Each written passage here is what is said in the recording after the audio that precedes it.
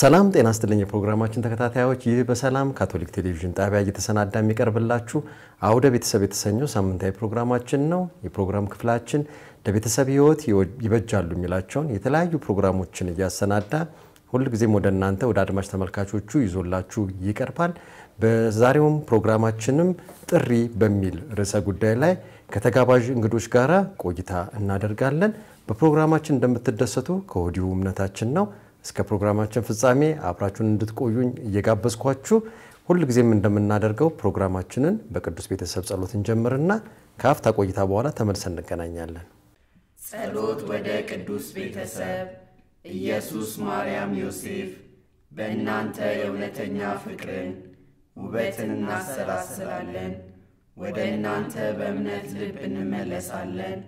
የናዝሬት ቅዱስ ቤተሰብ ሆይ የኛ ቤተሰቦችም የአንድነትና የጸሎት ቦታዎች እውነተኛ የወንጌል ትምህርት ቤቶችና የቤተሰብ አብያተ ክርስቲያናት እንዲሆኑ አድርጉልን።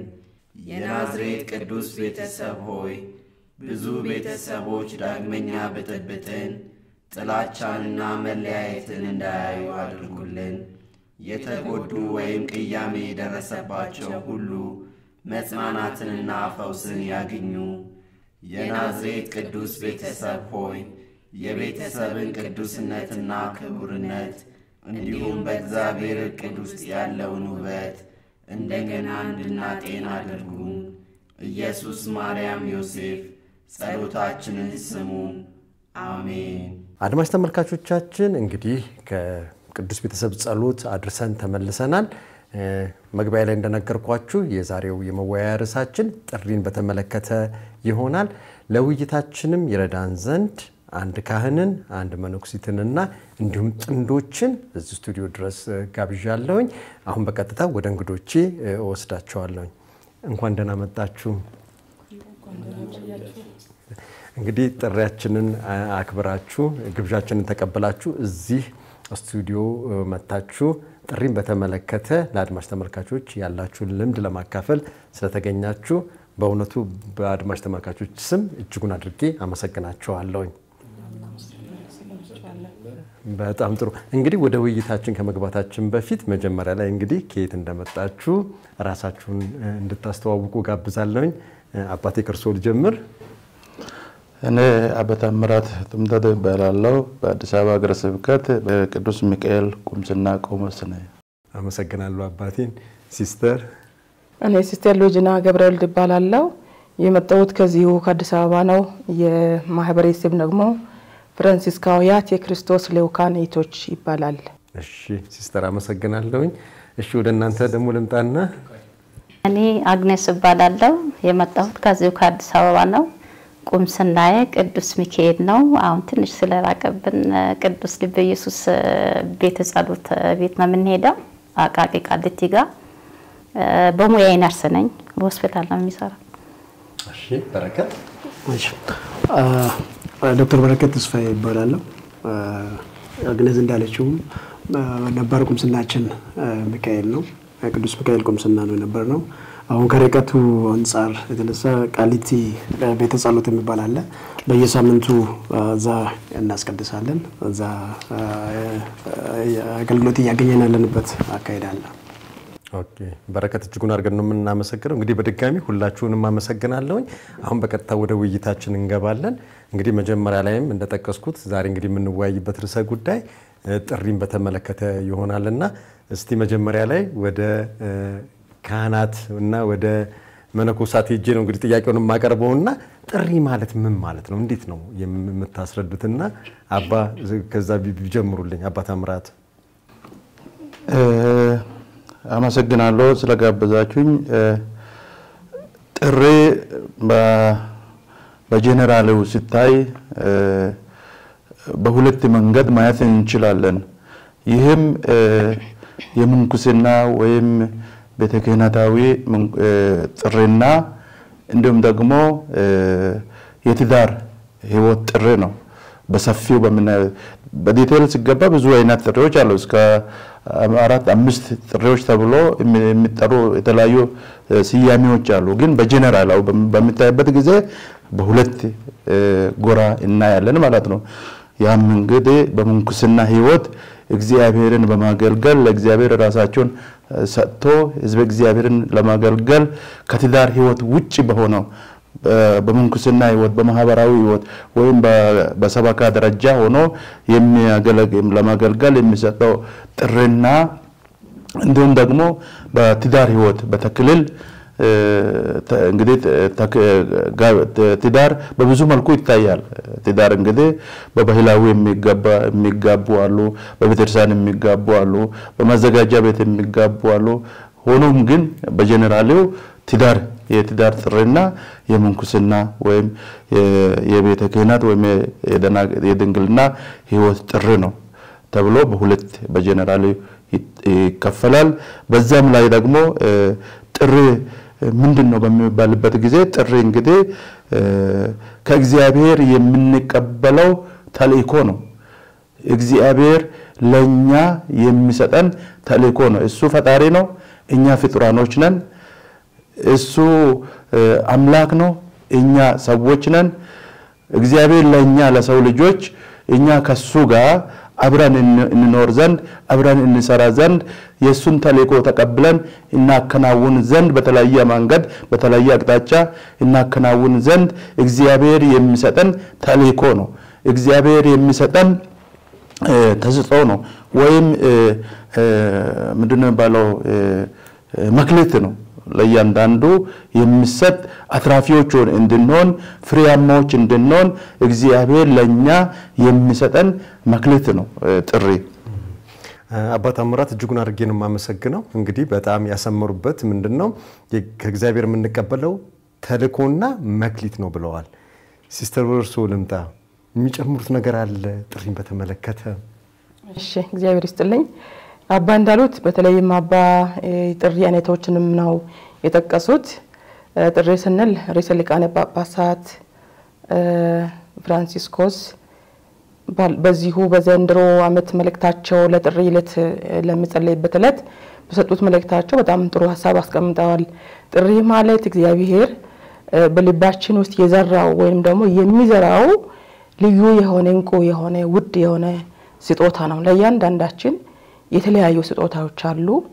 አሁን እንደተባለው የምንኩስና ህይወት ጥሪ እንደውም ደግሞ የቤተሰብ የጋብቻ ህይወት ጥሪ አለ። በዚህ ላይ የጥሪያችን በተለይም የክርስትና ህይወት ጥሪ ላይ መሰረት የሚሆነው ለሁላችንም ጥሪ የክርስትና ህይወት ጥሪ ነው። ጥምቀታችን ነው ከሁሉ በፊት የሚቀድመው። ምክንያቱም ከጌታችን ከኢየሱስ ክርስቶስ ህይወት የሚመጣ ስለሆነ በሱ ማመን የመጀመሪያው ጥሪያችን ነው። ከዛም በፊት ደግሞ ሰው ሆነን በእግዚአብሔር መልክና አምሳል ስንፈጠር ጥሪ ያለን የምን ጥሪ እግዚአብሔር የሚሰጠን ጥሪ አለ። በኋላ ላይ ለእያንዳንዳችን የራሳችንን እንደተባለው የመክሊታችንን የምንከተልበት ጥሪ አለ። ስለዚህ በዚህ በጥሪ ህይወት ወይንም ሂደት ምንድነው የምናደርገው ብንል የእግዚአብሔርን መልክ እና አምሳል በውስጣችን የሚያቆይ በውስጣችን እሱን የሚመስለውን መልኩን መጠበቅ እንድንችል ለሌሎችን ማስተላለፍ እንድንችል የሚያግዝ ሳይቋረጥ ከእግዚአብሔር ጋር ከጥሪያችን ጋር ምን ወያይበት ምን ገናኝበት ሰንሰለት ነው። ስለዚህ እግዚአብሔር ይህንን የፍቅር ሰንሰለት ይሰጠንና በኋላ ተልእኮ ይሰጠናል። መልእክት አለው። ዝም ብሎ አይደለም። አንድ ሰው ስንጠራው እንግዲህ ዝም ብለን አንጠራው ማለት የሆነ መልእክት አለው እንዲሰራልን እንዲያደርግልን ምንፈልግ። ስለዚህ ጥሪ ይሄ ነው ለኔ። ስለዚህ ስንጠራ ሁሉ ጊዜ መልእክት አብሮ አለው። እግዚአብሔር ያ መልእክት ይሰጠናል። በዛ መልእክት መሰረት እንኖራለን ነው። ጥሪን በተመለከተ ወደ ጥንዶች መጥቻለሁ። እናንተስ እንዴት ጥሪን ታዩታላችሁ? ካንቺ ልጀምር። እሺ ለኔ ጥሪ ማለት እግዚአብሔር በጠራን መንገድ እግዚአብሔር እንድናገለግል እግዚአብሔር የሰጠን ስጦታ ማለት ነው። ቀደም አባም ሲስተርም እንዳሉ ሁለት አይነት ጥሪ ነው ያለው። እነሱ ሞር አብራርተውታልና እኔ ሞር ዲቴል አልገባም። ምክንያቱም ሞር ዲፕሊ አስረድተውናል ስለ ጋብቻና ስለ ምንኩስና ህይወት ማለት ነው። እኔ ሞር ስለ ጋብቻው ባወራ በጋብቻ እየኖርን አሁን በጋብቻ ተጠርተናልኛ ሁለት ፐርሶናሊቲ አንድ ላይ መተናል ሁለት ፐርሶናሊቲ ከተለያየ ባክግራውንድ ሲንመጣ ያው ጥሪያችንና አክብረን ምናልባት እኔ ሆት ሊሆን ይችላል እሱ ኮልድ ሊሆን ይችላል አንድ ላይ አንድነት ፈጥረን ተሳስበን ተረዳተን ተገናዝበን በየእንትናችን በየሄድንበት በየስራ መስካችን ደግሞ እንደዚሁ በታማኝነት ስናገለግል ይሄ ለኛ ጥሪ እግዚአብሔር የሰጠን ጥሪ ነው ለተልእኳችን ደግሞ እኛ ታማኝ ሆነን ስናገለግል እግዚአብሔር በዚህ መንገድ ይጠራን ማለት ነው ይሄንን ነው እግዚአብሔር ለጠራን አገልግሎት ታማኝ ሆነን መጓዝ እንዳለብን ነው በረከት ወደ አንተ ልምጣ በረከት እንዴት ታያዋለህ ጥሪን አመሰግናለሁ ስለ ጥሪ አባም ሲስተር አግነዝም ብዙ ብለዋል ብዙ አይነት ጥሪዎች እንዳሉ መታወቀ ነው ከነዛ ጥሪዎች መካከል ለኛ ነገጠመን ጥሪ በሁለተኛ ደረጃ የተጠቀሰው ነው በጋብቻ ህይወት ወይም በትዳር ህይወት ተጣምሮ መኖር የሚል ጥሪ ነው የገጠመንና ከጥሪዎች ሁሉ ትልቁ ጥሪ ብዬ ወስደዋለሁ because አሁን አግነዝ እንዳለችው የተለያዩ ፐርሶናሊቲዎች በአንድ ላይ ኖረው ብዙ ታሪኮችን አሳልፈው የተለያዩ ነገሮችን አሳልፈው የሚኖሩበት ነው ስለዚህ ይሄ የጋብቻ ጥሪያችንን እንድንኖር እግዚአብሔር እኛን በዚህ በኩል አመርጦናል ማለት ነው ስለዚህ ይሄን ታላቁንና ትልቁን ጥሪ አክብረን ተቻችለን ተከባብረን ተዋደን እንድንኖር እግዚአብሔር ደግሞ ያሰበውን ዓላማ ወደ ተልእኮ ቀይረን ሚሽናችንን የምንፈጽምበት በመሐሉ ያለውን ሁሉ ላይፍ የምናስተካክልበትን መንገድ እግዚአብሔር በዚህ በኩል ጠርቶናል የኛ ጥሪ የጋብቻ ጥሪ ነው በዚህ ጥሪ እየኖርን ነው ጥሪውን ስንኖር ደግሞ ከቤተክርስቲያን በኩል የተሰጠን ትምህርት አለ እነዛን ትምህርቶች በተግባር ቀይረን በህይወት እየኖርንበት እንድንተገብር መሆን መቻል አለበት ብሎ ጥሪን አንብበን ወይም ጽፈን የምናልፈው ነገር ሳይሆን የምንተገብረው የምንኖረው አብሮን የሚጓዝ ስለሆነ ታላቁን የጋብቻ ጥሪ የተባለውን ጥሪ ተቀብለን እየኖርን ነው በዚህ አካሄድ ነው ጥሪን የምንረዳው በጣም ጥሩ በረከት ጥሪን እንግዲህ የምንኖረው ነው የምናነበው ወይ የምንጽፈው ብቻም ሳይሆንም የሚኖር ነው በተግባር ነው ብለሃልና በጣም ጥሩ አርጋ ነው ያስቀመጥከው እንግዲህ ወደ አባ መለሳለሁ አባ ታምራት እንግዲህ ጥሪ እንደዛ ከሆነ ጉዞት እንዴት ነበር አባ እንግዲህ ምን ያህል ጊዜስ በዚህ ጥሪ በከነ ጥሪ ውስጥ ቆዩ እንደው ጉዞ ምን ይመስል ነበር ከመጀመሪያው እስካሁን ባለው ጊዜ ውስጥ እንግዲህ ምን አይል ጊዜ ቆየ የሚባለውን በሚያይበት ጊዜ እኔ በልጅነት ነው የገባሁት የአምስተኛ ክፍል ተማሪ ሆኜ ነው የመንኩስና ህይወት የጀመርኩት ሴታዊያን ማህበር ሆሳና በሚገኘው ስለዚህ ያን ትንሽ ልጅ ነበርኩኝ ወደ ጥሪ ወይም ወደ መንኩስና ህይወት ሲጀምር እኛ አካባቢ ያገለግሉ የነበሩ ሴታዊያን አባቶች ነበሩና እነሱ ወደ ቁምስናችን ወይም ወደ ቤተክርስቲያናችን መጥተው አገልግሎ ሲሰጡ እነሱን ሲያይ ሰዎች እንኳን አይመስሉም ነበር እኔ መላእክት የሆነ ከሰማይ የወረዱ ሰዎች አድርገ ነበር ስለዚህ እነሱ አለባበሳቸው መጥቶ የሚሰጡት አገልግሎት በቃ ለኔ ልዩ ነበርና በቃ እንደ ሰዎችም አልቆጥርም እኔስ እንደዚህ ሊሆን ይችላል ወይ ነበርና በማለት ከዛ በኋላ አንድ አባትን አበካሳተ ይባላሉ ኤርትራዊ ይኖራሉ አሁን እሳቸውን ነው ጠየቁት እኔ ገዳም መግባት እፈልጋለሁ በየስ ጠይቅ ስንተኛ ክፍል ተማሪ ነው ብሎ ጠየቁኝ ስለ ክፍል ነገርኩ ቀጥል አሁን በአምስተኛ እንቀበልና ወደ 6 ስትሻገር እንቀበላለን ሲሉ ያ አመት ለኔ አላልቅ ነው ያለኝ በቃ ሲያስብ የነበረው ደግሞ በአንድ አመት ውስጥ ልክ እንደነሱ የሚሆን ይመስለኝ ነበርና ገና ከአምስተኛ ጨርሼ 12ኛ ጨርሼ ፊሎሶፊ ተምሬ ቴዎሎጂ ተምሬ ክህነት እንደሚሰጥም እርግጠኛ አልነበርኩም እኔ ወዲያው ነው የሚሰጥ የሆነ ነገር ነው ይመስለኝ ነበርውና ስለዚህ ለኔ የጥሪ መሰረት ሴታዊያኖች ናቸው የኮተኮቱኝ ያሳደጉኝም እነሱ ናቸው አሁንም ቢሆን በውስጤ ምንም እንኳን አሁን በሰበካ ላይ ቢገኝም ሙሉ የሴታዊያን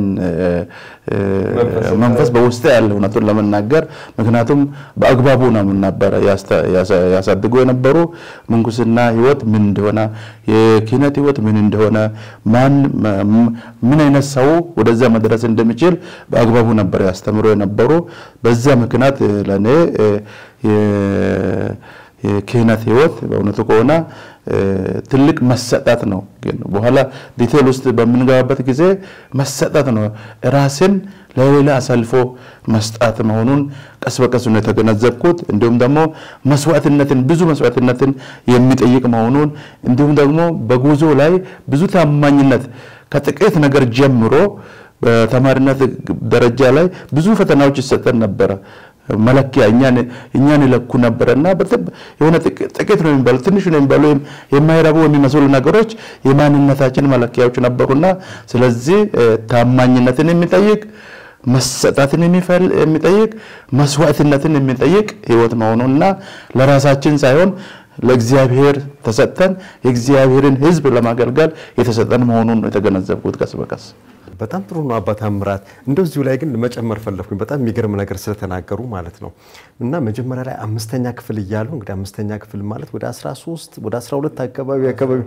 እንደዛ አካባቢ ነውና እንግዲህ አንዳንድ ጊዜ እንዲስናይ መላእክቶች መስሎ ካህናትን ሳይው መላእክቶች ነው የመሰሉትና አንዳንድ ጊዜ ምን ይሆናል ያ ጥሪ መስላቸውና አንዳንድ ሰዎች ከዛ በኋላ የተወሰነ ነገር ከተጓዙ በኋላ ሊተው ይችላሉ ይርሶ ግን ይደንቅ ነው በጣምና ይሄንን ይዞት ከመጀመሪያው ጀምሮ እንትን አላሉትም እና እንዴት ያዩታል እውነት የመጀመሪያ እይታ ብቻ ወደ ጥሪ ሊወስደን ይችላል የሚለው እንደው በዛው ይነግሩኝ በጣም ለዛ እኮ ነው ምክንያቱም እኔ መጀመሪያ እነሱን ሲያይቸው አለባበሳቸው ሲያይ መጥቶ የሚያገለግሉት አገልግሎት ምናምን ሲያይ በቃ ማለት ከሰው የተወለዱ ሰዎችም አይመስሉም ነበር ከላይ ከሰማይ ውርድ ያሉ ይመስሉ ይነበርና በዛ ምክንያት እኔ ደግሞ ወይን እንደነዚህ ቢሆን እንዴት ደስ በላይ ነበር ብዬ በውስጤ የሆነ መንፈስ ይሰማኝ ነበርና ከዛ በኋላ ጠየቅኳቸው ይሄ ያስፈልጋል ተባለ እነዚህ ነገሮች እኔ ለማሟላት ነው የሚሮጠው በቃ ያ የተባለውን ነገር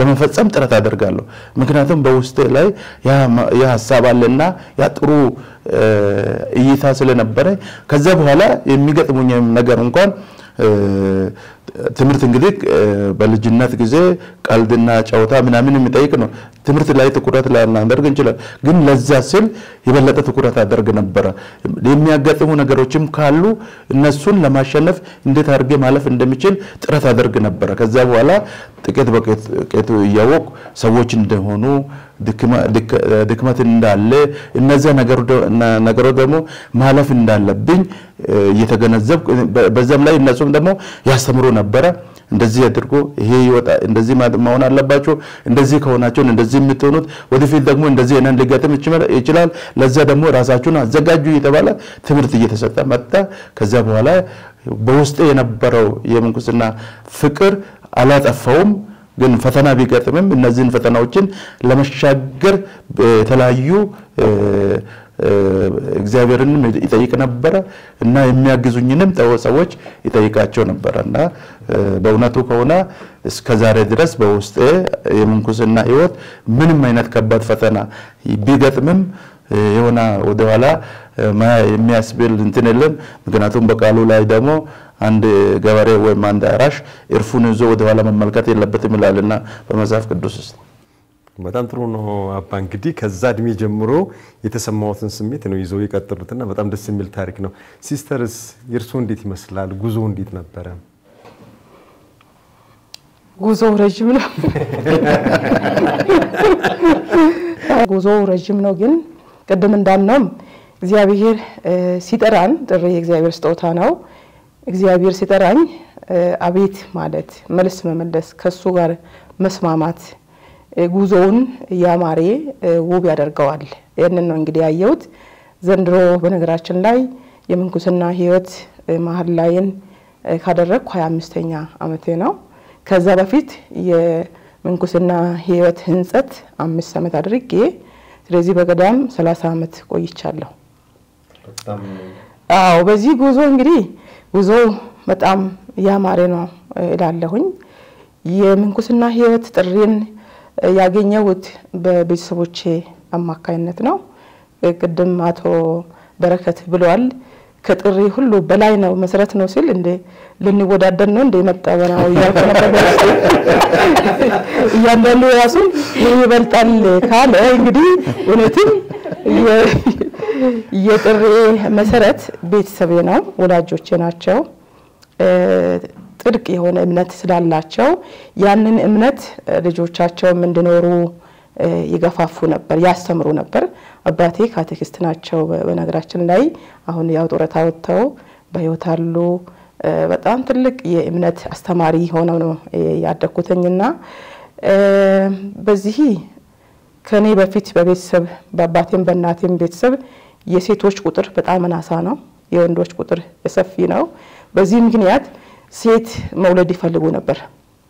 አጋጣሚ ሆኖ ተላላቆቼ ሁለት እኔ ሶስተኛ ነኝ ወንዶች ናቸው። ሴት እንድትወለድ እንግዲህ ስለት ገቡ ለእግዚአብሔር። ስለት ሲገቡ ሴት ከተወለደች ላንተ እንሰጣለን ሴት ብቻ ስጠን ብለው ስለት ተሳሉና ሴት ሲወለድ ቃላቸውን አላነሱም። ደስ የሚለው ነገር ከኔም በኋላ እንደገና ወንዶች ተወለዱና በመሃል ሴት ሲወለድ ይህንን ቃል ጠብቀው ገና ትንሽ ያለው ትምህርትም ሳልጀምር በ4 አመት 5 አመት ቆምስና ይዋሰራ ነው ዋሰራ ቆምስና ሲስተሮች ወስተው ለናንተ ስለት ለእግዚአብሔር ስለት የሰጠናት ልጅ ነች ካደገች እንደናንተ ትሆናለች እናንተ ተከታተሉ ብለው ወስተው ሲናገሩ አያለውኝ። ከዛ በኋላ ቀስ በቀስ ያደኩ ሲሄድ እነሱ ስላሉ ብቻ ሳይሆን ያንን የነሱን እምነት እግዚአብሔር በሬ ጨምሮ ያ ፍቅር ያ እምነት በውስጤ ያደገ ነበርና በዛ መንፈስ አደኩኝ።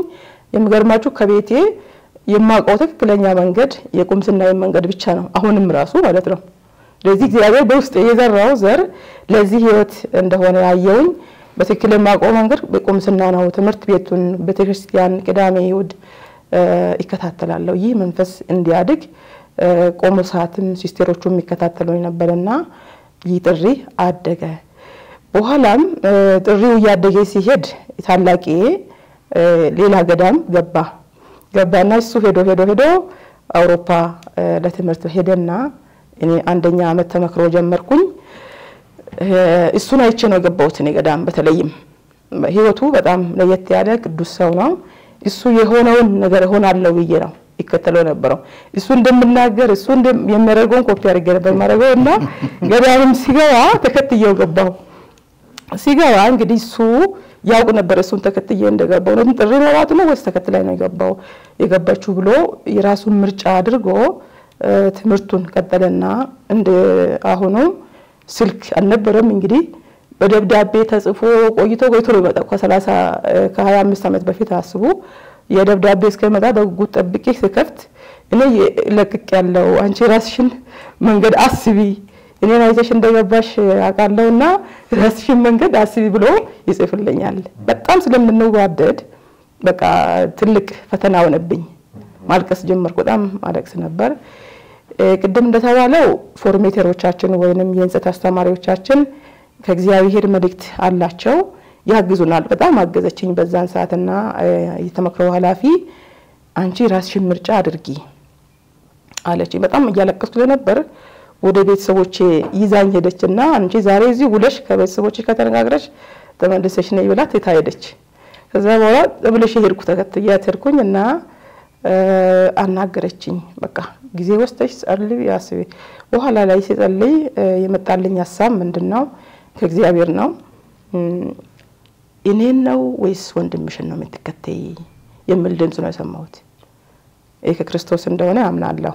ስለዚህ በኋላም ቢሆን ብዙ ጣውረዶች አሁንም ድረስ እስከምንሞትበት ይኖራልና እያለቀስኩ እንኳን በህይወት ክብደት እያለቀስኩ እንኳን ውስጤ ደስታ አለው። የማለቅስበትም ደግሞ መርጬ ነው ማለቅሰው። እሺ ዝም ብዬ ከበደኝ ብዬ በየሜዳው አለቅስም። ቤተክርስቲያን የጠራኸኝ አንተ ነህ እስቲ መዳወደኝ በዚህ ላይ ምንድነው ማድረግ ያለብኝ ብዬ ብዙ ጣውረዶች በ25 አመት ያለፍኳቸው አሉ። በነዛ ውስጥ ቆም ብዬ የጸሎት ጊዜ የጥሞና ጊዜ ይወስዳለው። የማስተዋል ጥሪን የመመርመር ጊዜ ያስፈልጋል። ይሄንን አሁንም በየቀኑ ማድረግ ያለብኝ ምክንያቱም ጥሪ ስጦታ ነው። ነገር ግን የሚያድገው በጸሎት በሰዎችም መልካም ምክር በውይይት በእግዚአብሔር ቃል በተለያዩ በቅዱሳኖች ታሪክ በእነሱ ህይወት ምስክርነት ነው። ስለዚህ ጉዞዬን ውስጤን ሳየው ብዙ ፈተና ይበዛበት ቢሆንም በጣም ትልቅ ደስታ የሚሰጠኝ ጉዞ ነው። ክርስቶስ ፍቅር ሁሌ እዛው ውስጥ አለ። መከራም ቢኖርም ውጣ ውረድም ቢኖርም ያ ፍቅር ግን ሁሌም የሚያሸንፍ እንደሆነ ነው ሲስተር ከርሶ ታሪክ የተረዳ ነውና በጣም ነው የማመሰግነው።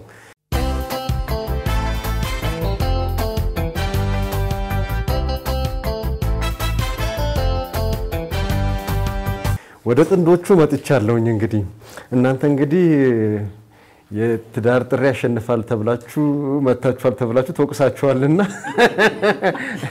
እኛ እናሸንፋለን ብላችኋልና በደንብ ማሳመን አለባችሁ። አግኘስ እንዴት ነው የናንተስ የጥሪ ህይወት ከመጀመሪያው ጀምሮ እንዴት ያለ ነበር ሲል የነበረውና ብታጫውችን? የኛ እንግዲህ ሁለታችን አንድ ላይ ከመጣን ወይ ከተጋባን 10 አመታችን ነው። በዚህ ወር ሚያዝያ 18 ነበር። አንድ ያው በጮኝነት 2 አመት ኖረናል። ኦል ቱጌዘር 12 ማለት ነው። ምናልባት የመጀመሪያዎቹ 2 አመታት የመጠናናት የመተዋወቅ ያው አብሮ የመጸለይን ጊዜ ነው። ከዛ ጸልየ ከጸሎት ነው እንግዲህ እግዚአብሔር የጸለይክበትን ውጤት ሲያሳየህ ነው ወደ ጋብቻ ህይወት የምትመጣው። ጸልየ እግዚአብሔር ሰምቶ በረከትና አግኔስ አንድ ላይ እንድትሆኑ የሆነ የሚሰማ ስሜት አለው እና እግዚአብሔር ሲሰጥህ ነው የምትቀበለውና ተቀበለ አንድ ላይ ከመጣን 10 አመታችን ነው። በዚህ 10 አመት ውስጥ ሁሉም ነገር ስሙዝሊ ሄዷል ብዬ እንትን አይደለም። ምክንያቱም ምናልባት በእኛ ላይፍ ብቻ ላይ ሆነ ይችላል the first 2 years ትንሽ ቻሌንጅ የሚበዙበት ነው በጋብቻ ህይወት። ምክንያቱም ቀደም እንዳልኩኝ ሁለት ሰዎች ከተለያየ ባክግራውንድ ነው የሚመጡት፣ ከተለያየ ፐርሶናሊቲ ነው የሚመጡት እና የተለያየ ፐርሶናሊቲና ከተለያየ ባክግራውንድ የመጣው ሁለት ሰው አንድ ላይ ህይወቱን አንድ እስከሚያደርግ ድረስ ትንሽ ከፍታና ዝቅታ ሊኖር ይችላል። ግን እግዚአብሔር ይመስገን በዛ በከፍታና ዝቅታ ወይንም ደግሞ በዛ ቻሌንጆች ውስጥ አንድም ቀን እግዚአብሔር ይመስገን አምረን አናቀም። እንነጋገራለን የሆነ ነገር ይሄ ትንሽዬ ነገር ነው ባይዘ የምታበሳጭ ምናልባት በትዳር ዓለም ያሉ ሰዎች ሊያጉች ትንሽዬ ነገር ልታበሳጭ ትችላለች እና ያቺን ቆም ብለ ታስብና እኛኮ ገናነን ማስተካከል አለብን ትነጋገራለ ተነጋግረ ደግሞ እግዚአብሔር ይመስገን መሰማማት አለ። ስትሰማማ አንዱ ያንዱን ሲሰማ አግሪመንት ይመጣል ደስ ይላል። ያ እቺ የ2 አመቷ ቻሌንጅ ያና ሄለ ከበደን ቻሌንጅ አይደለም ግን ተጠቃቀን ነገሮች ይኖራሉ ባይዘይ ምክንያቱም ሁሉም ነገር ስሙዝሊ ይሄዳል ብለ አታስባቸው። ያቺ ስሙዝሊ አስከዳታለሁ ብለ ስታስብ የሆነ ሸካራ ነገር ሲመጣ ደግሞ ተነጋግረ ቁጭ ብለ በማሰብ በመጸለይ አብሮ ታስተካክላታል። እግዚአብሔር የሚያስተካክሏል ምክንያቱም እግዚአብሔር ስለፈቀደ ነው ሁለቱ ሰዎች አንድ ላይ እንዲመጡ ያደረገውና እንጸልይ ነበር። ከዛ ከ2 አመት በኋላ እግዚአብሔር ይመስገን ሁሉም ነገር ያ በመነጋገርና በመሰማማት እንጓዝበት ጊዜ ሆነ። ያው ልጆችም መጡ። ልጆች ሲመጡ ደግሞ ላይፍ ጣፋጭ ነው የሚሆነው። ከዛ በኋላ ላይፍ እግዚአብሔር ይመስገን ሰላም ነው። አብረህ ትጸልያለህ፣ ከልጆች ጋር ትጫወታለህ፣ መስራት ያለብን ትሰራለህ። ያ መኖር ያለብህንም ያው ለመኖር የሚሰራበትንም ወጥተህ ተሰርተህ ትመጣለህ። ብቻ ደስ የሚል ነው ለኛ አስተማሪ ጊዜ ነው 10 አመትና ያው የፍቅር ጉዞን ስትጓዝ ተናጋግረህ ሲሆን ተስማምተህ ሲሆን ደስ ይላል ሁሉም ነገር። አይንስ በጣም ነው ማመሰግነው። ሲስተር እንዳሉት ማለት ነው ውጣ ውረድ ቢኖርም ያ ውስጥ ያለው ደስታ ግን ልጆችም ሲመጡም ትዳሩም ራሱ የሚሰጠውም ደስታ ስላለ ያ ሁሉ ያልፋልና የደስታ ኑሮ ነው እየኖራችሁ ያላችሁት። በረከት የምትጨምረው እዚህ ላይ በጣም ጥሩ ነገር ነው እየሰማለሁ ደስ ይላል። በኔ ጥሪ ህይወት ውስጥ ትልቁን ድርሻ የሚጫወተው አባቴ ነው። አባቴ የፉንጦ ቅዱስ ዮሐንስ ካቶሊክ ቤተክርስቲያን መባላል እዛ ቁምስና ካቴክስት ናቸውና በዚህ አጋጣሚ ማመስገን እንፈልጋለሁ ስለሚያየው ፕሮግራሙን ከሀዝ ከፓ ከቴክስት ተስፋዬ ሌል እጅግ በጣም አረጋ አመሰግናለሁ። ከሀዝ ከፓ የኔን ጥሪ ህይወት ሸፕ ያደረገው አባቴ ነው። አባቴ ሸፕ አድርጎ ባሳድገኝ ኖሮና እኔ ባላዳምጠው ኖሮ ጥሪዎቼ ትንሽ የተምታቱ መሆን ይችሉ ነበር እና እኔን ካልኩ ጥሪ ትልቅና ትንሽ ሳይሆን ከባድ እና ፈታኝ በመለስ ተካከለልኝ ተስተካክሎ ተቀበላችኋል ሰቆጣ ተቀበሏል አክሰፕት እንዳረጋው ነው የምን ተርም ሳወራ ሬፈረንስ አባ ዮሐንስ የሚባለው ሰው ናቸውና ጥሪ የጋብቻ ጥሪ የትዳር ጥሪ በቀላሉ እንመለከተውም ለማለት ያክል ነው because ጥሩ ነገር ብኖር መጥፎ ነገር ብኖር ማታ ያየውን ፊት ጧት ተመለከተዋለህ ያየውን ትላንት የሰማው ወሬ ዛሬ ትሰማለህ ስለዚህ የትዳር ህይወት ከባዱ ስለሚሆን በጥንቃቄ መያዝን የሚጠይቅ ጥሪ ነው ለማለት ያክል ነው ከዛ ውጪ አግነዝ እንዳለችው እሷ እንዳለችው 10 እና 12 አመት በሷ በኩል ያለው ነው 12 እና 10 አመት ሊሆን የሚችለው የማርያም ሰራዊት የሚባል ኮየር ነበርና from the very beginning እኔ እሷን ማቀው ከዛ ጊዜ ጀምሮ ነው የማርያም ወደ 14 ወደ 15 ሄዳ ጠዛ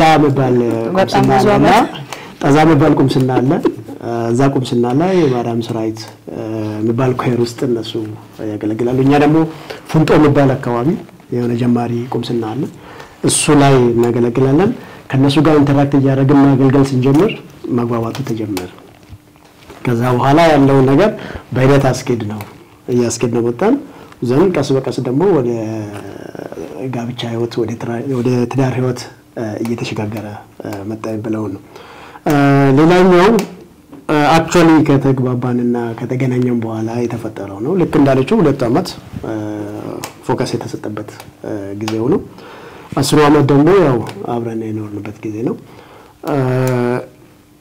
ባለፉት 10 አመታት ውስጥ እኔ እንዴት አይነት ህይወት እየመራው ነው ከአግኔዝ ጋር የምለውን ሳየው ለኔ ከነበር ኤቭሪዴይ ለኔ አሪፍ ነው ከመጀመሪያው ቀጥሎ ያለው የተሻለ ነው አሁን ቤስት የሚባለው ስቴጅ ላይ ነው የምንገኘው ያ ማለት ምንድነው ቀደም እሷ እንዳለችው በቃ አልጋ ነው ኤቭሪቲንግ ኦኬ ነው ምንም አይነት ነገር የለም የሚባለው ነገር ሳይሆን ያን ጉዳዮች ልክ እሷ እንደምትለው ምን እናባባለን እናወራለን እንነጋገራለን በአብዛኛው እንስማማለን አሁን በጋብቻ ህይወት ላይ ችግር ነው ይሄ መቻልና መቻቻል የሚባለው በቻል ብቻውን ትርጉም የለውም አሁን እዚህ ጋር ኤክስፒሪየንስ ሼሪንግ ስለሆነ ሳምበዲ የሚችለው ብቻ ከሆነ ዋጋ የለውም በሁለቱም አቅጣጫ መቻቻል መከባበር መደማመጥ ምናምኑ ካለ ብዙ ነገሮች እየተስተካከሉ ነው የሚሄዱት ብቻ ሳምበዲ እየቻለ መሄድ ከሆነ ችግር ይፈጥራል ሳምዴ እንደሱ እንዳይሆን ሌሎች ከመም ማራሉ የምጠብቀው እኛ ቤት መቻል ብቻ ሳይሆን መቻቻሉም ይጀምራል መደማመጡም አለ መነጋገሩም አለ ለምሳሌ ፋይናንሻል አድሚኒስትሬሽን አንዳንድ ቤት ላይ ችግር ፈጣሪ ነው ምንም ከየትም እሷ ታገኝ የምን ችግር ነው የሚከፍተው ደሞዟን በለው ተጨማሪ ገቢ ታገኝ ምን ታገኝ እስ የኛን ችግር ነው የሚፈታው የኛን ቤት ፕሮብሌም የሚያስተካክለው በእኔም በኩል ምንም ምንገኝ ከየትም ምንጣ የኛን ቤት ነው ሊያስተካክል የምንፈልገው አንዳንድ ቦታዎች ላይ ከጓደኞቼም ከተለያዩ ቦታም ሲሰማ ፋይናንሻል አድሚኒስትሬሽን ችግር የሚሆንባቸው አካባቢ ስላሉ ስለዚህ ይሄን towards the same goal እስከታሰበ ድረስ አንድ ቤት እንገነባ እስከሆነ ድረስ አንድ ቤት እስከምንሆን ድረስ ኑሯችን ላይፋችን ሁሉ የሚደበቅ ነገር ሊኖር አይገባም ነው ኤቭሪቲንግ እዛ ቤት ያለው ነገር ሼርድ ነው አሁን እንደኛ ቤት የሚደበቅ እሷ ማታውቀው እኔ ማላውቀው አይነት ነገር የለም ያንን ራሱ ምን አረከው ላስጠይቀኝ ያረኩትን ነገር ተግራል የኔ ኦዲተር ነው አንድ የፎገርና ከዛ በኋላ ያለው ነገር ዲቴይሉን እናወራለን ስለዚህ ምንድነው መናበቦች መደማመጥ መከባበር ሶሎር ነው ያ ነው 10 አመት ለኔ ከዳልኳችሁ ነው from day 1 day 2 ይሻላል day 2 day 3 ይሻላል day 4 እያለ አሁን ባለነው እንትን ላይ በጣም የሚያስደስትና ሳቲስፋይድ የሚያረጋችሁ እየበሰላችሁ ነው የምትሄዱት። በተለይም ይሄ ማቹሪቲ ሌቭሉ ደግሞ በጣም ትርጉም እየሰጠው ጉዳዩን ትርጉም እየሰጠው የመጣ ሂደት አለ። በጣም መጥፎ ነገሩ ኤክስትሪሚስት መሆን መጥፎ ነው በአንድ ቤተሰብ ውስጥ። በቃ አንድ ባንያስኩትን ጉዳይ በቃ እስከ ጠርዝ ድረስ ወንጀ ያሳካለው አይሰራም። ቱሳምፓው አቨሬጅ የሆነ ሀሳብን ይዞ መጓዝ የዛን ፋሚሊ ውጤታማነትን ሰላምን ያረጋግጣል። ቀጣይነትን የሚያገኝ ጥሪ ደግሞ ቀጣይነት ያለው ነገር መሆን እንዳለበት ስንነገረን ስላደግን ስንማረው የነበረው ጥሪ የሆነ ቦታ ላይ የሚቆም ታሪክ አይደለም። ቀደም እነ ሲስተርም እነ አባም ሲጠቅሱ የነበረው ነገር ነው። ይሄ በጣም ፓዙን ጠብቆ ሰስቴነብል ሆኖ መቆየት እንዳለበት የዛ የጥሪ ውጤታችን በዚህ መልክ እየሄደ ነው። በጣም ፖዚቲቭ የሆነ ነገር ደስ የሚል ነገር እያስኬድን ያለን ነንኛና ሌሎችም እንደዛው እንደሚሆኑ እናምናለን። በጣም ጥሩ በረከት፣ በጣም ዘርዘር አድርገህ ነው በጣም ደስ በሚል ሁኔታ ነው የገለጽከው።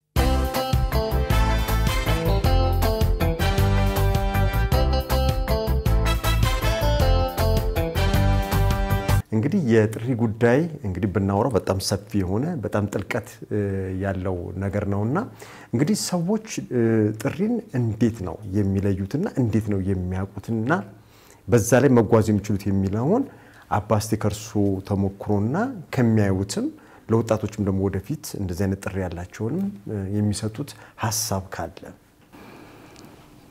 አመሰግናለሁ። ጥሪ መለየት የሚቻልበት መንገድ ብዙ መንገዶች አሉ። ጥሪው የሚመጣው መንገድ ብዙ ነው። ጥሪው መነሻው እግዚአብሔር ነው።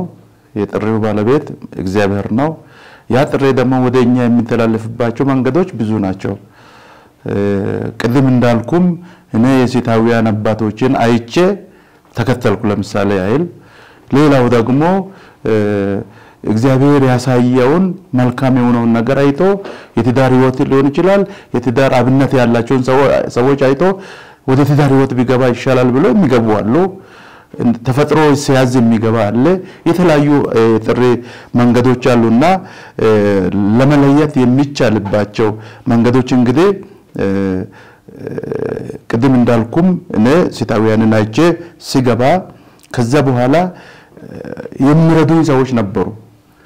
የሚረዱ የሚያግዝ ሰው ያስፈልጋል። አጋዥ ያስፈልጋል። አሁን ለምሳሌ አጋዥ ከሌለ ጠቋሚ ከሌለ መንገድ የሚያሳይ ከሌለ ያ ያገኘነውን ጥሪ ላናውቀው እንችላለን። ሙሉ በሙሉ እኛ ሙሉ ዕውቀት የለንም። የሰው ልጅ ዕውቀት ጎደሎ ነውና ጎደሎ የሆነውን ደጋፊ ያስፈልጋል። ጸሎት ያስፈልጋል። ለምሳሌ ጸሎት አንድ አጋዥ ነው። አንድ ትልቅ አጋዥ ሊሆን ይችላል። ሊሆን ይችላል የሚባለው ሳይሆን የሚችል ነው። ጸሎተኞች ከሆነን ለኛ የተሰመንን ሌላ የሚያግዝ ሰው ከሌለም እግዚአብሔር ሆይ ለኔ አንተ መንገድን አሳየኝ የኔ ጥሪ ምን እንደሆነ እንድገነዘብ አድርገኝ ብለን የምንከተለው ከሆነ እግዚአብሔር ሁሉ ጊዜ ከኛ ስለማይለይ የጥሪ መንገድን ያሳያል። ስለዚህ ጸሎት አንድ ነው። ሌላ ደግሞ አብረን የምናሳልፋቸው የሃይማኖት ተቋም ማህበር ሊሆን ይችላል። ለምሳሌ ወጣቶች በወጣትነት አንድ ላይ እግዚአብሔርን ሲያገለግሉ የሚናገሩት የሚወያዩት የሚቀራረቡት የሚያደርጉት ነገሮች አንድ ምክንያት ሊሆን ይችላል። ምክንያቱም የተለያየ ሐሳብ ከተለያየ ሰው ይመጣልና ያ የሚመጣውን ሐሳብ ተቀብሎ አንድ ሰው የሱ ህይወት ወዴት እንደሆነም ለማወቅ ይችላል። የተሰማው የታየ የተገለጸ ያለ ተከናንቦ መተኛቱ አስፈላጊ አይደለም። ጥሪ ይሄ ነው ብሎ ለማያት ለመቀጠል የሚሰማውን መግለጽ ያስፈልጋል። መወያየት ያስፈልጋል። መቅረብ ያስፈልጋል። አጋዥ ያስፈልጋል። ለኔ ሴታውያን አባቶች ብዙ አስተምሮኛል። የነሱን አለባበሳቸውን የነሱ አካሄዳቸውን አይቼ ደስ ብሎኝ የነበረው ቀጠልኩ። በዛ በቀጠልኩበት ጊዜ ችግር አላጋጠመኝም አይደለም። ብዙ ችግሮች ነበሩ። ከዛ መንገድ እንደወጣ የሚያደርግ ብዙ ነገሮች አሉ። በሴታውያን ደግሞ አልቀጠልኩም። አንድ ቻሌንጅ ነው ወይም አንድ ገጠመኝ ነው። አንድ ያ ጉዞን ያሰብኩትን መንገድ እንዳልቀጥል አንድ አጋጣሚ ገጥሞኝ ነበር። በሌላ መንገድ እኔ ግን በውስጤ የነበረውን ነገር ውስጡ የነበረው የእግዚአብሔር ጥሪ ችግኝ ተተክሎ ነበር። ያ ችግኝ ደግሞ እንክብካቤ የሚፈልግ ስለሆነ እንክብካቤ ለማድረግ ጥረት አድርጌ ነው በዚህ ደረጃ ላይ ደረሱት እንጂ ችግር የለም ማለት አይደለም። አልጋ በአልጋ አይደለም። የዚህ ዓለም ህይወት የትዳር ህይወት ይሁን የምንኩስና ህይወት ይሁን የትኛውም ህይወት የተነጠፈው ስጋጃ ላይ አይደለም የሚከደው። ውጣ ውረድ ዳገት ቁልቁላት ኮረኮንጅ እንደው ከኮረኮንጅ የበለጠ ወደ ምናልባት ወደ አፋር የደሰው ካለ እዛ በረሃ ውስጥ ያለው እሾሃማ በላቫ የወጣው እንደዚህ አይነት ጉዞ ያለው ነው። ያን ሁሉ ምን ያስፈልጋል? ያ የእግዚአብሔር ያስቀመጠውን ችግኝ የጥሪ ችግኝ የትዳር ህይወት ይሁን የምንኩስና ህይወት ይሁን የትኛውም ህይወት ይሁን የተተከለውን ችግኝ እንክብካቤ ይፈልጋል፣ ማሳደግ ይፈልጋል፣ ማንከባከብ ይፈልጋል። ስጦታ ነውና የተሰጠውን ስጦታዎቻችንን በአግባቡ ካልያዘን ይበላሻል። የምንኩስና ህይወት ይሁን ከተሰጣ ያን በአግባቡ ከያዘን ያድጋል፣ ያብባል፣ ያፈራል። የትዳር ህይወትን ቢሆን በአግባቡ ከተያዘ ያድጋል፣ ያብባል፣ ያፈራል። ስለዚህ እንክብካቤ ችግኝ ነው። በእያንዳንዱ ችግኙ ደግሞ ሁሉ ጊዜ እንክብካቤ ይፈልጋል። እስከ ዕለተ ሞታችን ትዳርም ቢሆን እስከ ዕለተ ሞት እንክብካቤ ይፈልጋል። የምንኩስና ህይወትም እስከ ዕለተ ሞት ድረስ እንክብካቤ ያስፈልጋል። አባት አምራት በጣም ዘርዘር አድርገው በጣም ደስ በሚል ሁኔታ ነው የገለጹልን ያሉትን ችግሮችንም ደግሞ እንዴት እንደምንለይም ጥሪያችንንም ማለት ነው። እንግዲህ ጸሎትን አንስተዋል። ከዛ በኋላ ደግሞ አቅጣጫ የሚያሳይ ሰው እንደሚያስፈልግ እኛም ደግሞ ራሳችን ደግሞ ዝግጁ መሆን እንዳለብን ለመቀበል እግዚአብሔር ጥሪውን ሲሰጠን መቀበል እንዳለብንና ያንን ማዳመጥም እንዳለብን በደንብ ነው የዘረዘሩልን። በጣም አስተማሪ የሆነ ነገር ነው የነገሩን። ሲስተርስ እንዴት ነው የሚያዩት? ከጥሪ ጋር በተያያዘ እንግዲህ እርሶ በስለትም ነው አንደኛ ነገር ወላጆቹት እንግዲህ እንሰጣለን ብለው ያሉት፣ እርሶም ደግሞ በጸሎትም ያንን ነገርም እንትን ብለዋል አግኝተውታል። እና እስቲ ከዚህ ጋር አያይዘውም የወላጆችን ሚናን በተመለከተም ጥሪንም በአጠቃላይ እንዴት ነው የምንለየውና መጓዝ የምንችለው? ቅድም እንዳልነው እግዚአብሔር አምላካችን እንግዲህ ጥሪ ሲሰጠን እንድንኮተኮት ጨምር በተለይም ደግሞ ያንን ጥሪ እንድንኖርበት የሚያስችል አቅምም ጨምሮ ነው የሚሰጠው። እኔ በራሴ ያየሁት በተለይ በእነዚህ አመታት ለ6 አመታት በኢትዮጵያ የማህበራዊ ኃላፊ ሆኜ ሰርቻለሁ። በጣም ትልቅ ኃላፊነት ይሰጠናል እግዚአብሔር እና ትልቅ ዋጋ የሚሰጠው አገልግሎት ስለሆነ በዚያ መሃል እንዴት እሺ ብለሽ ተቀበልሽ የከባድ ኃላፊነት እኮ ነው ቢባል በ6 አመት እንደውም ያየሁት ምንድነው የሚሰራው ራሱ ነው እግዚአብሔር። ስለዚህ ጥሪም ሲሰጠን ለምሳሌ ለኤርሚያስ ይመስለኛል በኦሪት ዘፍጥረት በእናት ማይፀን ያለ አውቀሃለው መርጫሃለው የሚለውና ከዛ አንፃር ነው ቤተሰቦቼ ወላጆቼ ስለት ብለው ሲሰጡ እንግዲህ ምናልባት እንደ ኤርሚያስ ሊያደርገኝ ነው እንደ በኋላ ላይ ሲመረምረው ማለት ጥሬን ጉዞዬን ማለት ነው። ስለዚህ እነሱ ስላሉ እንደ ስለት ስላቀረቡ ሳይሆን በኋላ ላይ የራሴን ጥሪ ምለይበትን መንገድ ተከተልኩኝ። በቁምስና ሲስተሮችም ካህናትም ቆሞሳውን አቡነ ወልደ ጊዮርጊስ ያን ቆሞሳችን ነበሩና የጥሪን ግሩፕ አዘጋጅተው አስተምረው ወዴት እንሂድ የትኛው ማህበር እንሂድ ብለን ስንጠይቃቸው እኔ እንድትሄዱ አይደለም ማስተምራቸው ዳሉ አዘጋጅተው ከጨረሱ በኋላ እንድትሄዱ እዛ ሄዱ ለማለት ሊመርጥ ሳይሆን ሄዱም አለላችሁም አትሄዱም አለላችሁም ራሳችሁ ምረጡ። ያኔ ግራ እንጋባ ነበር። እንደዚህ ራሳቸው ያላመኑበትን ነው እንዴ? ለምሳሌ ለኛ ምንድነው ምርጫ ራሳችን በነፃነት እንድንመርጥ እድል ይሰጡን ነበር። ያም ራሱ ትልቅ ትምህርት ነበር ለኔ። እኔ አሁን በተለይ በ25 አመት ጉዞ ያየሁት ጥሪ ብዙ ወራቶች ቢኖሩትም ምንድነው ያለው ትልቅ እግዚአብሔር የሚፈልገው ጉዞ ነው። ለምሳሌ እንደ የካህናትን ህይወት ባነሳ የራሴንም እየኖርኩ ምስጥራትን መስጠት የሚችሉ ካህናት ብቻ ናቸው።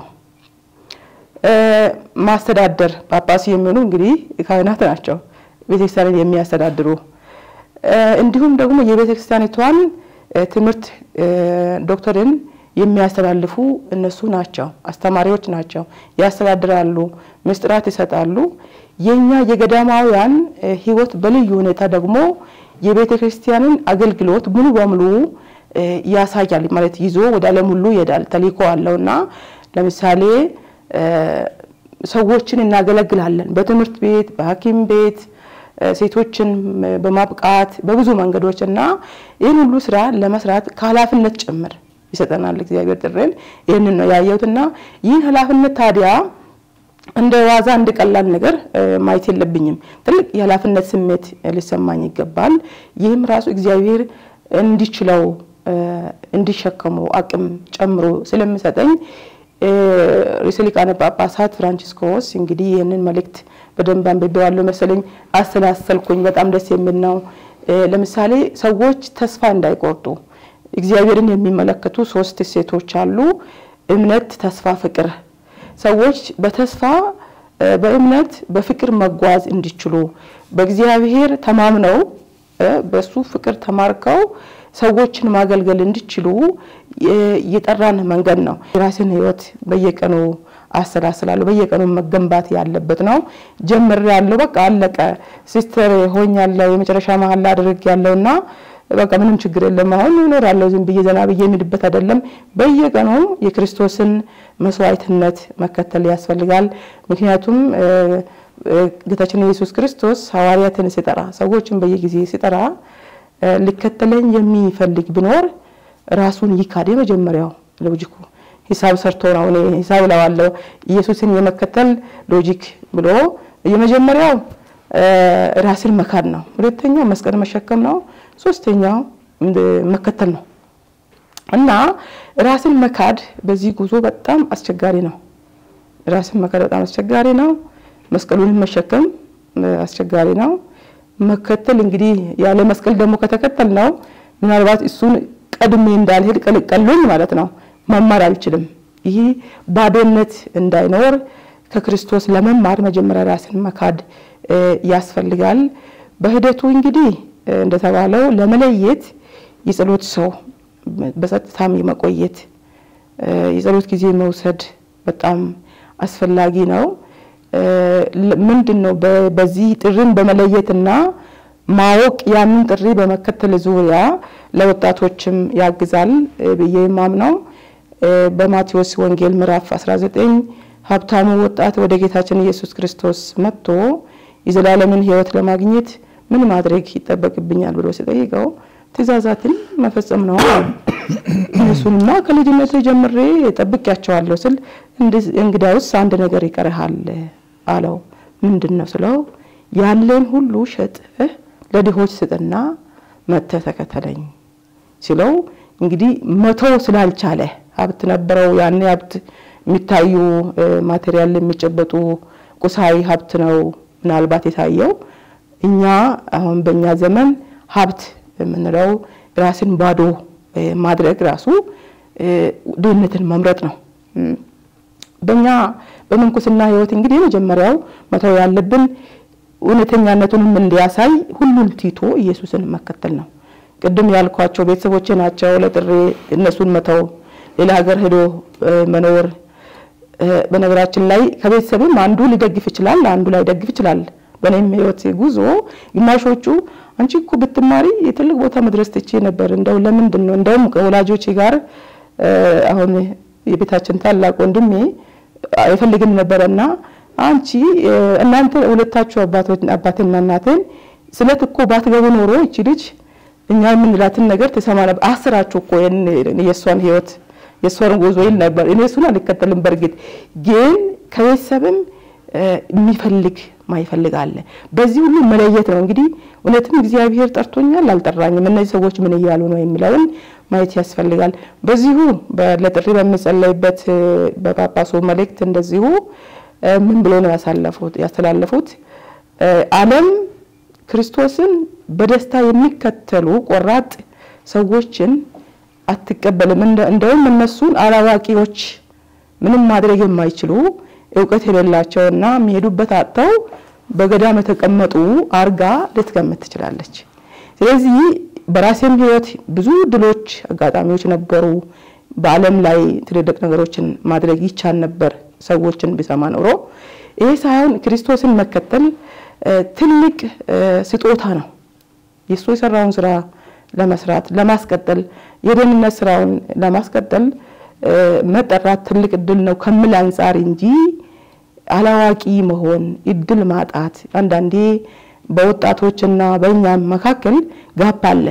ወደኛ ቢጠጉ እንደው ሲበናቸው ወደ ገዳም እንዳናመጣቸው ፍርሃት አለ በመሃል ተንጠልጥሎ እነሱም ማለት እኛም ወደ እነሱ ብንሄድ ምናልባት ይፈሩናል እንዴ ብንጠጋቸው እንደው አይቀበሉንም የሚል በመካከላችን ቴንሽን አለ። ይሄን ራሱ አስወግደን ተቀራርበን ሰው ወጣቶች ናቸው እንግዲህ ወደ ምንኩስናውም ለመምጣት ወደ ትዳሩም ለመሄድ እድል ያላቸው እነሱ ናቸው። እኛ የሆነውን ሆነን መንገዳችንን ይዘናል። እንግዲህ እነሱ ገና ስለምጠብቃቸው በመካከላችን ቅርበት ኖሮ የጥሪውን ትልቅነት እኔ ምንኩስና ህይወት ቅድም እንዳለው ውድድር አይደለም። እያንዳንዱ ራሱን እውነትም የኔ ጥሪ ትልቅ ነው ማለትም ትልቅ ነገር ነው። ምክንያቱም አምነንበት እንድንኖር ያግዛልና እኔ መለየቱን በየጊዜው መንፈሳዊ አባት አለኝ። መውደቅ አለ መነሳት አለ በዚህ ጉዞና በሚወድቅበት ጊዜ የመጀመሪያ የሚሰማኝ ስሜት ምንድነው? ሀዘን ይሰማኛል። ትክክለኛ አይደለም ጥሪሽን በደንብ በጥልቀት ያየሽ አይደለም እየጠበቅሽው አይደለም የሚል ስሜት በውስጤ የመንፈሳዊ ብርሃን በውስጤ ሲገባ ይሰማኝና ወደ መንፈሳዊ አባቴ ሄዳለሁ እጸልያለሁ። በየቀኑ እስከ ዕለተ ሞቴ ድረስ የሚጠብቅበት እንጂ አለቀ ብዬ መቀመጥበት ጉዳይ አይደለም። ስለዚህ ሲስተር በጣም በዝርዝር ነው የገለጹልን። በጣም ነው ደስ የሚለው።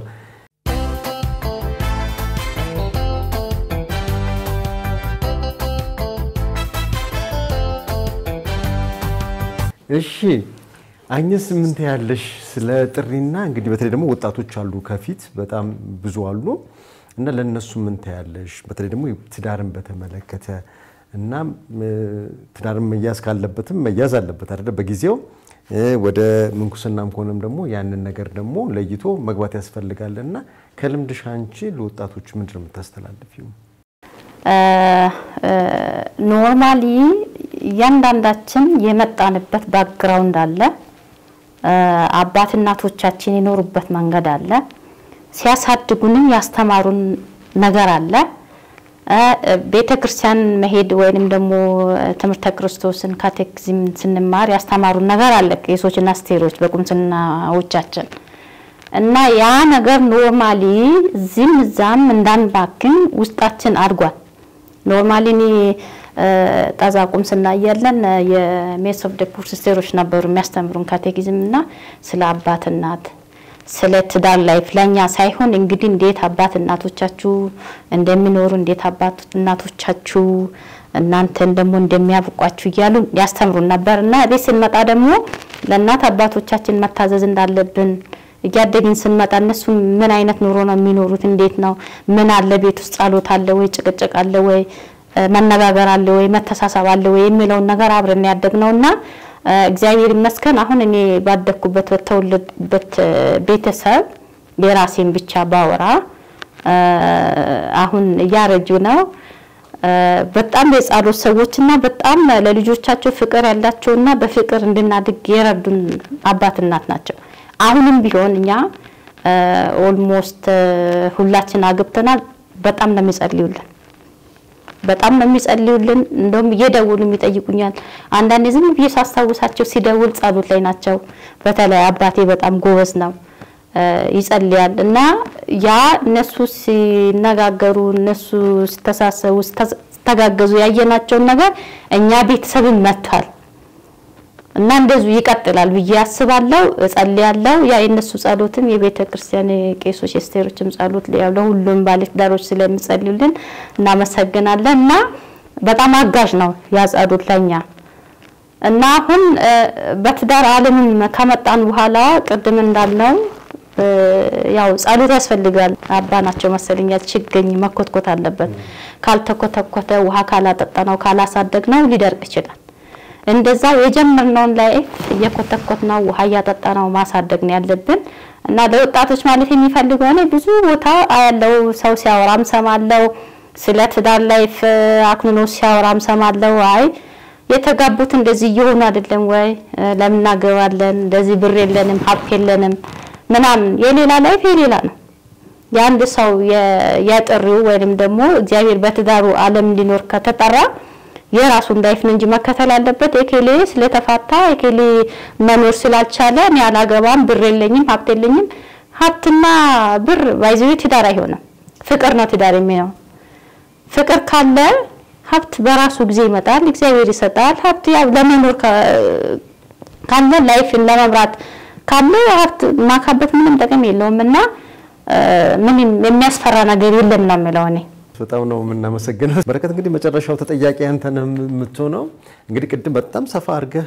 ስታነሳቸው የነበሩት ነገሮች አሉ በተለይ ደግሞ መጀመሪያ ላይ ያነሳቸው ነገሮች አሉ ከአባት ጋር ያለ ግንኙነት እንግዲህ አላቅም ሰፋ አድርገህ ልትነግረን ትችላለህ በተለይ ደግሞ ጥሪን ከመለየትና ከመምረጥ ጋር በተያያዘ ሊረዳ ይችላልና ለሚሰሙን ተመልካቾቻችን ለሚያደምጡን ለሚመለከቱን ተመልካቾቻችንም ይሄ ጥሩ እንትን ሊሰጥ ይችላልና እንዴት ነው ጥሪ መለየት ላይ እንዴት ነው የምታየው እንደዚህ አይነት ነገርን ምክር ያስፈልጋል የብዙ ሰዎች አቅጣጫ የሚያሳይ ሰው ይፈልጋልና እዚህ ላይ አንዳንድ ነገር ብትለን አመሰግናለሁ ድጋሚ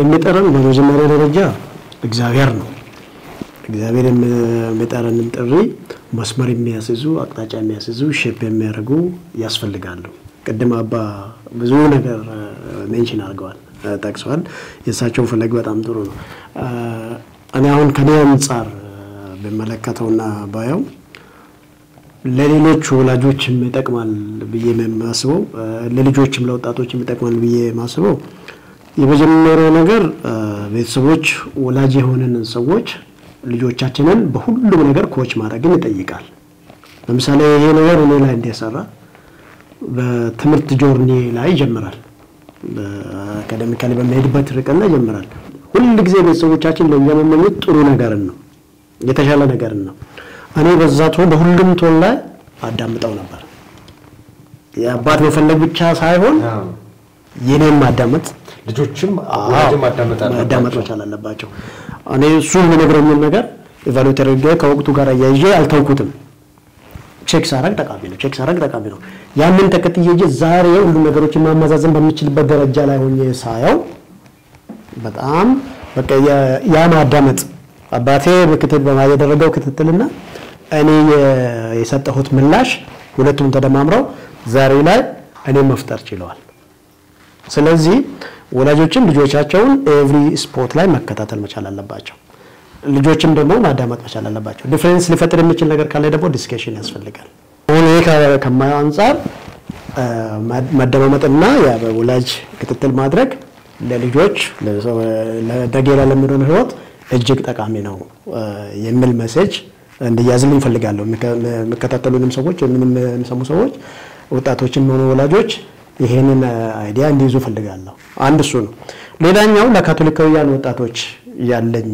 ሜሴጅ የምጠረን እግዚአብሔር ሆኖ ሳለ ጥሪዎቻችንን ደግሞ የምናገኘው ሲስተርም ተናገሩ አባም ተናገሩ ቤተክርስቲያን አካባቢ ነው መንገዱ የምናገኘው ከዛ አካባቢ ነው ቤተክርስቲያን አካባቢ ነው እየሄደ ነው የና አባን ተሞክሮ መጠየቅ መነጋገር ማንበብ መማር አሁን በየቁምስና የጥሪ ቡድን የሚባሉ ነበሩ እኛ ልጅ እያለን አስተውሳለሁ አሁን እነሱ ነገሮች አሉ ካሉ ያንን ጆይን አድርገው ጥሪያቸውን ለመለየት እንዲያስችላቸው ማድረግ ያስፈልጋል ስለዚህ ከቤተክርስቲያን አካባቢ እየሸሸን ከቤተክርስቲያን አካባቢ እየራቅን ጥሪያችን ራሱ ይታታብናል ገራ ነው መገባን ቤተክርስቲያን ሁሉ ጊዜ ለኛ መልካምና የምትመኘው ለኛ ጥሩ ነገር ነው የምትመኘው ቀደማለን በትዳር ህይወት እንድንኖር የምትመክረናለች በመንኩስናው ገብተንም ቤተክርስቲያን እንድንገለግል ትመክረናለች ስለዚህ ካቶሊካውያን ወጣቶች ከቤተክርስቲያን አካባቢ ማፈግፈግ ከዛ አካባቢ መራቅ ጥሪዎቻችንን ለመለየት ፈተና ይሆንብናል ስለዚህ እሱ አካባቢ ላይ በትኩረት ጥሪያችንን ለመለየት ትልቁ ድርሻችን ቁምስናዎቻችን ናቸውና ከዛ አካባቢ መራቅ አያስፈልግም ነው ለምሳሌ በቃ ነው እኔ ስትሆን ገብቼ ለመማር ሞክራለሁ እዛ ላይ የአባቴ ኢንቮልቭመንት አለ ከዛ በኋላ ላይ ባለውና ውሳኔዎች ላይ የአባቴ ኢንቮልቭመንት አለ ስለዚህ ውሳኔዎቻችን በሙሉ የመመካከርና የመረጋጋት ስለነበረ ዛሬ ለምን እንደመስል አርጎ የፈጠረኝ ያ አካሄድ ነው መደማመጡ ጭምር ስለሆነ ያ ወሳኝ ነው ሌላው ጥሪ ኦሬዲ ተጠቅሷል ዝም ብሎ በግምት ወይም በእንትን መስለት ቁርጠኝነትን ይጠይቃል ጽናትን ይጠይቃል እስከ መጨረሻው መታገል ይጠይቃል ቅድም ከባይብልም አንስተው እየጠቀሱ ነበር አፕስ ኤንድ ዳውንስ አለው በቃ ምቹ ነው እኔ የገባሁበት ጥሪ የሆነ ፖይንት ማላደርሰው ከሆነ ሎንግ ላስቲንግ መሆን መቻል አለበት ጥሪ ያዝለቀቅ የሚደረግ ነገር አይደለም ስለዚህ መጸለይን መጠየቅን ማንበብን መረዳትን ስለምጠይቅ ስለዚህ በዛ አግባብ መረዳት ብቻል እጅግ በጣም የተሻለ ይሆናል የሚል ሜሴጅ ለማስተላለፍ ነው አመሰግናለሁ በረከት ትልቅ መልእክትን ያስተላልፍክልን እንግዲህ ይሄ ወቅት የጥሪ ቀን ጸሎት የምናደርግበት ጊዜ ነውና ርዕሰ ሊቃነ ጳጳሳት ፍራንቺስኮስም እንግዲህ በህይወት ከማለፋቸው በፊት ያስተላልፉት መልእክት እንዳለ ይታወቃልና ሲስተር እዚህ ላይ እስቲ አንዳንድ ሐሳቦች ቢነግሩን ጥሩ እግዚአብሔር ይስጥልኝ ለጥሪ በዓለም አቀፍ ደረጃ በካቶሊክ ቤተክርስቲያን ለጥሪ የሚጸለይበት ዕለት ነው ቅድም እንዳልነው ጥሪ የተለያዩ ጥሪዎች አሉ ሁሉም ጥሪዎች መሰረት የሚያደርጉት ጥምቀታችንን ነው ስለዚህ በዛሬ ዕለት ለሁሉም ክርስቲያኖች በተለይም ጥሪያችንን መለየት እንድንችል ርዕሰ ሊቃነ ጳጳሳት አዳዲስ ጥሪዎችን እግዚአብሔር እንዲሰጠን ብለው ነው መልእክታቸውን ያስተላለፉትና አዳዲስ ጥሪዎችን እንዲሰጠን ማለት ወጣቶች ጥሪያቸውን መለየት እንዲችሉ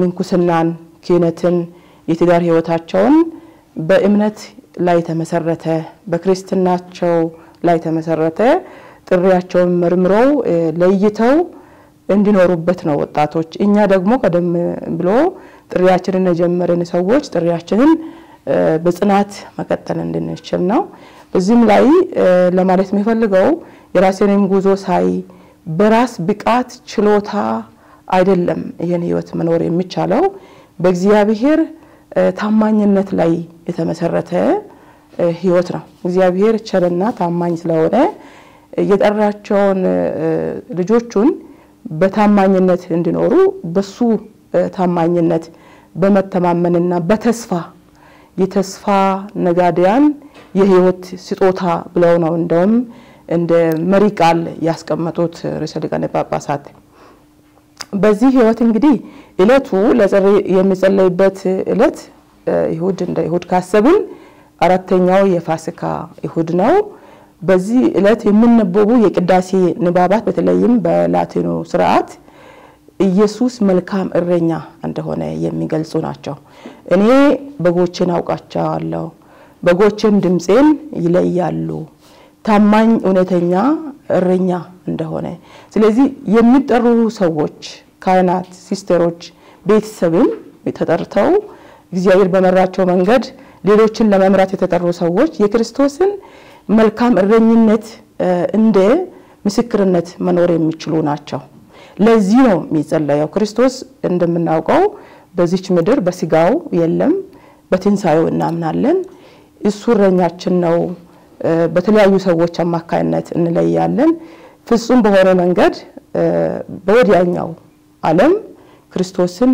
በጉ እንግዲህ የታረደው በግ ሲጠራን ድምጹን ለመለየት አብሮ መጓዝ ያስፈልጋል በኋላ ላይ አዲስ እንዳይሆንብን ነው እንግዲህ መንግስት ሰማይ ላይ ኑ ስለን እናንተ ማናችሁ እንዳንባባል እዚሁ ያለን ኢየሱስን ድምጽ መለየት ያስፈልጋል ለዚሁም ነው ወደ ቤተ ክርስቲያን ማዘውተር ያለብን ኢየሱስ ማን እንደሆነ ምስጥራት የሚሰጡን አባቶች እንደሱ ሆነው የሚመሩን እረኞች ያስፈልጋል ለዚህ ነው ጸልዩ የሚሉት ስለዚህ እነዚህ ከፊት ሆነው እንደ እረኛ ሆነው የሚመሩ ሰዎች የክርስቶስን ድምጽ የሚያውቁ ለሱ ፍቅር የተገዙ ሰዎች የተገዛን መሆን አለብን ጳውሎስ የሚለው አለ ከክርስቶስ ፍቅር ማን ሊለየኝ ይችላል የሚለውን ቃል በጣም እወደዋለሁ ብዙ ወረዶች አሉና በህይወታችን ቢሆንም ከክርስቶስ ፍቅር ማን ይለየኛል ድምጹን ለመለየት ከሱ ጋር ለመጓዝ ሁሉን አልፎ መሄድ ያስፈልጋል እንዲሁም ደግሞ በሌላው ቦታ ጳውሎስ ምን ብሏል ክርስቶስን ለመከተል ሲል በዚህ ምድር ላይ ያሉ ትልልቅ ነገሮችን እንደ ኪሳራ ቆጥራቸዋለሁ ምክንያቱም ከሁሉ የሚበልጠው የክርስቶስ መሆን እሱን መከተል እንደሆነ ርዕሰ ሊቃነ ጳጳሳት እንግዲህ ስለሳቸው ስለ ጥሪ ቀን ያነሱት ሐሳብ ስላልከኝ ነው ወደዛ ለመሄድ ነው እሳቸውም ህይወታቸው በጣም ወጣ ወረዶች የተሞሉ እንደሆነ ህይወታቸው ተረተናል ይሄም ሆኖ በተስፋ ነው ተዋዙት ርዕሰ ሊቃነ ጳጳሳት። ለዚህም ነው ይሄን ዓመት 2025 የኢዮቤልዩን ዓመት የተስፋ ዓመት የተስፋ ነጋዴያን ነን።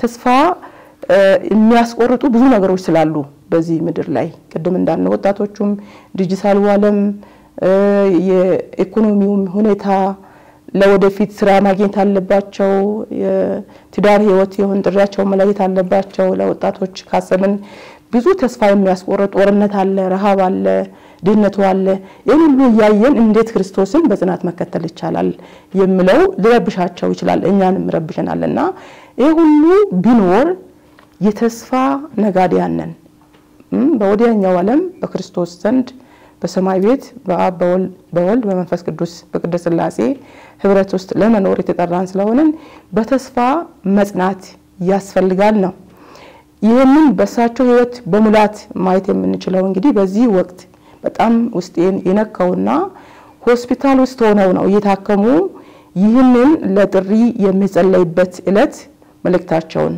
የጻፉት እንግዲህ ክርስቶስን ለመከተል የተጠራ ሰው ራሱን ረስቶ ለሌሎች መኖር እንዳለበት የሚያሳይ ነው ለኔ ትልቅ ምሳሌ ናቸው ማለት ይቻላል ብዙ ምክር ሰጡ ለወጣቶች ቀድመን በገዳም በመንኩስና በክህነቱ ህይወት ለምንኖር ለቤተሰብ እንደዚሁ ተናግረዋል በተስፋ መጓዝ አለብን በእምነት መጓዝ አለብን የፍቅር ስራዎችን መስራት አለብን ምክንያቱም ጥሪያችን የሚያድገው በእነዚህ ነው በእምነት በተስፋና በፍቅር ስራዎች እግዚአብሔር እንዳደረገው በተለይ ከሳቸው ህይወት በጣም ውስጥ የነካው ምንድነው ይሄን እየኖሩ እየተለማመዱ እንደሆነ የሚያሳየው እንደነገ ሊሞቱ በትንሳኤ ዕለት ከሞት አልጋ ላይ ተነስተው ህዝቡ እሳቸውን የሚጠብቀው እንዳያዝን እንዳይጨነቅ ቡራኪያቸውን ለመስጠት ከሞት አልጋ ላይ ተነስተው ነው በመስኮት ሆነው ሊባርኩ ሲወጡ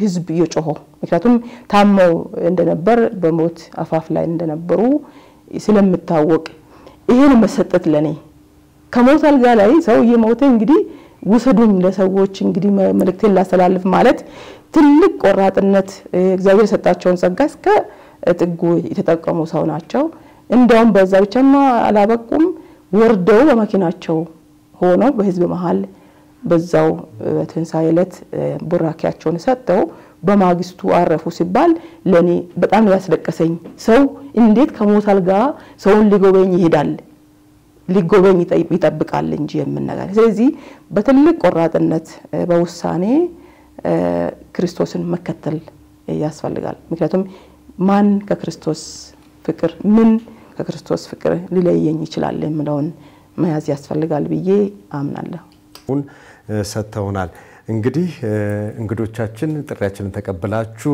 ጊዜያችሁን ሰውታችሁ እዚህ ድረስ ተገኝታችሁ ጥሪን በተመለከተ ያላችሁን ተሞክሮና ልምድ እንዲህ በዝርዝር ስላቀረባችሁልን በአድማጭ ተመልካቾች ስም እንዲሁም ደግሞ በፕሮግራማችን ክፍል ስም እጅጉን አድርጌ ነው የማመሰግናችሁ አድማጭ ተመልካቾቻችን እንግዲህ ጥሪን በተመለከተ ከመነኮሳትና እንዲሁም ደግሞ ከጥንዶች ጋር ስናደርግ የነበረው ውይይት በዚሁ ይጠቃለላል በሚቀጥለው ሳምንት በሌላ ፕሮግራም እስከምንገናኝ ድረስ መልካም ሳምንት